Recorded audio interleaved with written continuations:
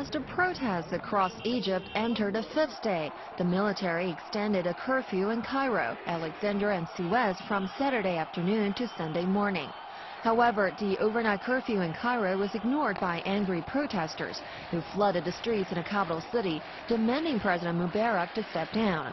In response to the unrest, Mubarak on Saturday held crisis talks with top officials.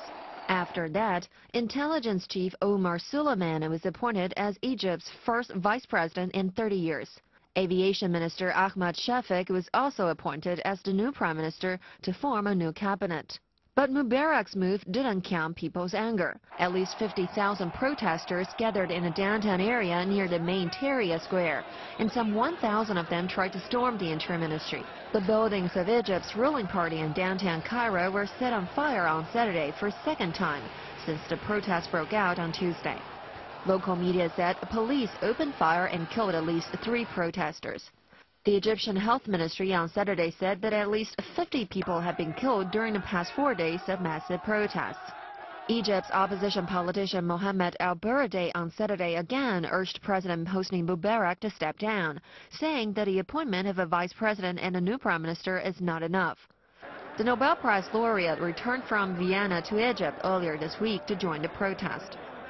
Baradei said he holds respect for Suleiman and Shafik, but replacing individuals is not enough. Meanwhile, looting also broke out in the capital.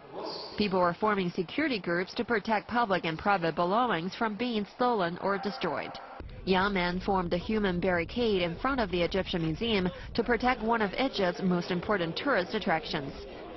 In a nationally televised address on Friday, Mubarak said a new cabinet would bring more democracy to the country. But Mubarak, who has been in office for 30 years, refused to step down. The United States on Saturday pressed Mubarak to take actions to reform as he promised. Also in Washington, hundreds of opponents of Mubarak rallied on Saturday for his overthrow and urged the U.S. government to cut off aid to Mubarak's regime. The Obama administration on Friday threatened to reduce a $1.5 billion aid program if Washington's most important Arab ally escalates the use of force. The African Union also said it is closely following the situation in Egypt, but is not currently in the position to take actions.